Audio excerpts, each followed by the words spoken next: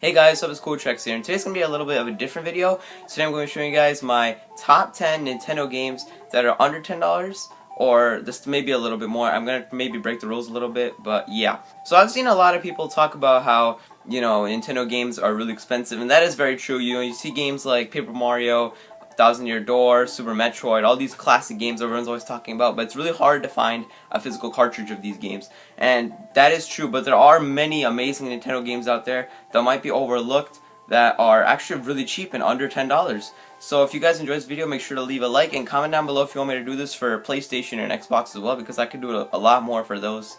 A lot of games for those platforms as well. So yeah, without further ado, let's begin. It's not going to be in any particular order. I'm just going to be going through what I have laid out here and just telling you guys how much they actually cost. So first off is Metroid Prime for the GameCube, and this game stars Samus Aran and her first 3D adventure. This game it came out very early in the GameCube's lifespan, and the graphics are just amazing. It still holds up today very well. I've played most of this game. I haven't beat it, but from what I've played, it's amazing.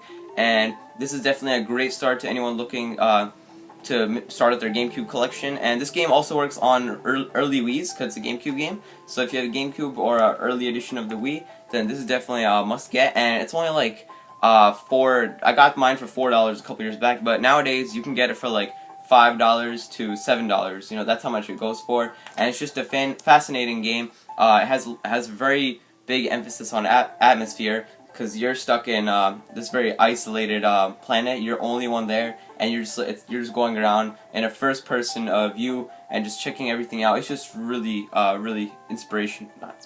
It's a very cool game. It's very just overall just fantastic, and I can definitely recommend it. So that's the first game, Metroid Prime for the GameCube. Next up, we have some Wii games. First off is Excitebot's Trick Racing. Now, I got this game about 3 years back, and I did not know about this game until I think Classic Game Room did a review of it, and I thought it looked really cool. So when I tried it out, I was just mind blown. This game is just fantastic. One of the best racing games I've ever played. So you basically are in these cars that like robots that are customized as they're based off of like creatures like bugs and bears and bats and stuff like that. And the steering is just fantastic. It takes big advantage of the Wii's the Wiimote and what's the Wii Wheel, yeah. You can use that, and it's very, very responsive, and it's very good, and you can do all kinds of tricks and stuff, and this game's a blast. I actually prefer this over Mario Kart Wii, this being my favorite Nintendo racing game besides F-Zero. So yeah, that says a lot. And this game goes for about $3 all the way to $5. So it's not too expensive at all. You're not breaking the bank at all, and this works on Wii's and Wii U's. So yeah, you're definitely getting a great value with this Excitebot's Trick Racing. One thing I forgot to mention though, it has a Nintendo Wi-Fi. That does not work anymore, so you can't play online, but if you're playing with friends, it's still playable with 2 players, so yeah. Next up is a game that I really enjoyed, Mad World. And this game is made by Platinum Games, the people who made Bayonetta, the people who made Wonderful 101, Metal Gear Rising. A lot of my favorite games Platinum Games has made. And it recently picked this game up from a flea market for, how much was it? I think it was like $3 to $4, and that's how much this game still goes for. And it's just a fascinating game from what I've played so far. So basically, you're in like this death asylum thing, and you're just trying to survive in it, and the only colors in the game, very interesting styling choice, is there's black, there's white, and there's red, the red being the blood. So you have your arm as a chainsaw, and you're just going around like cutting them up, and it's very violent. And when this game came out, apparently there was a lot of controversy over a rated M Wii game.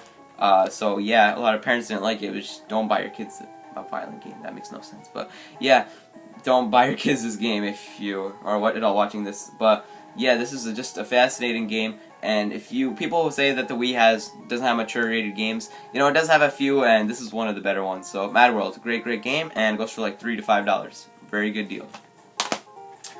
Next up is Rhythm Heaven Fever. Now this game, I am breaking the rules a little bit. This one goes for about $12, and I got mine for $10 brand new a couple years back, but it went up a little bit in the years, only a couple dollars. But this is a fascinating game. So basically, it's a rhythm game where you use the buttons on the Wiimote to do certain it's really hard to explain this game.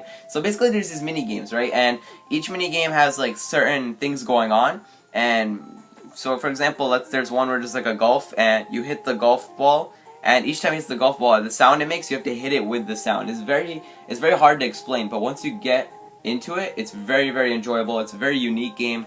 I haven't seen many games like this before, but then again, I haven't played many rhythm games in my life. But yeah, Rhythm Heaven Fever, this game's great. It goes for like $12, and you could probably find it for less. I wouldn't pay more than $15 for this personally, but Rhythm Heaven Fever is a great game. Definitely recommended. Okay, so next up we're going a little bit old school here. First off is Star Wars Rogue Squadron for the Nintendo 64. As you can see here, I got mine copy for less than $3, only like $2.60, 69 cents. But yeah, Star Wars Rogue Squadron. So you can play as TIE Fighters or X-Wings or what else are ships? Millennium Falcons. I'm a fan of Star Wars, but just not too into it. But yeah, you can play as all those kinds of ships and stuff. And basically, you get to participate in like its own original stories, and as well as some from the movies. I think I haven't played this game in a while, but when I played, it was really enjoyable. You have escort missions, you have dogfights, and it's just fantastic. If you're a Star Wars fan, this game is definitely great. Obviously, the graphics aren't as good, but they're still very for their time. They're still very nice. Like the 3D environments and the draw distance is really good for the Nintendo 64, and the graphics, obviously for today's standards, aren't that great, but for back then, damn, this game looks really good. So Star Wars Rogue Squadron, you can get it now for like $5 or less. I think $7 would be pushing it a little bit, but Star Wars Rogue Squadron is a fascinating game, definitely recommended. Okay, so next up, I'm showing you guys some NES games. I have a couple of them. First off is Rad Racer. Now this game, it's one of the classic NES games, but no one really talks about it that much because it doesn't have any like title main character or anything like that. But Rad Racer is a fantastic game. Such a cheap game. It goes for like I got my copy, I remember, for like $3. So you can get it for like $3 to $5, $7 maybe would be pushing it. But Rad Racer, it's a racing game, but you're not racing other cars, I don't think. You're just trying to get to the beat the lap in a certain time limit, and it's really nice to look at, actually. It's because it's an NES game, and the 3D effects are really cool because when you press select, you can actually see it in 3D. Like, you wear 3D glasses and see it, so that makes this game very ahead of its time, in my opinion. You know, before we had the 3DS and all that kind of stuff, we had this game before 3D TVs. You know, you could play this game on 3D on a CRT TV. Granted, it doesn't look as good, but it's still very unique for its time. So yeah, Rad Racer is a great game. $3 to $5, definitely a good game. Here's the other NES game I was talking about, Tetris. Now, everyone knows Tetris. Literally everyone. It's one of the most famous games of all time. It's literally on every platform imaginable. As a matter of fact, it was also going to be with the Game Boy version. So both these versions are incredibly cheap. They're very common. They're very fun. Anyone could play this. Your grandmother could play this. Your little brother could play this. It's a very enjoyable game, very fascinating. And yeah, so you can get the Game Boy copy for less than $3, definitely. $5 would be pushing it. I would not pay more than $5. NES copy, I bought both mine for really cheap. I don't even remember, but $3 to $5. $5 would be pushing it for both these both versions of the game. But it's on a lot more platforms, so I mean, you could definitely find it on other systems. So yeah, Tetris, classic puzzle game. And now we have some Game Boy games. And I started off already with Tetris, but the other Game Boy game is very similar to Tetris. It's Quartz. Now, Quartz is made by Konami, and I have not heard a lot of people talk about it, and it's a very unique game. So it's kind of like, think Tetris and Space Invaders in one game. So what you're doing is you're trying to make the shape of the block as like a rectangle or a square, and then it goes away. But it's like in the gameplay of Space Invaders. So it's very unique. I have not seen a game like this. And it's very cool. I wish they would port this to newer systems, maybe like on iOS or Android. I think this game would do really well on those. I'm not sure how you would control the ship, but yeah, I think this game would do really well on those platforms, considering, you know, puzzle games are very popular on mobile devices. So yeah, Quartz. This game can be found for about $5, less than that definitely. On Amazon it's like $2, $3. So yeah, Quartz, very cheap, very fun.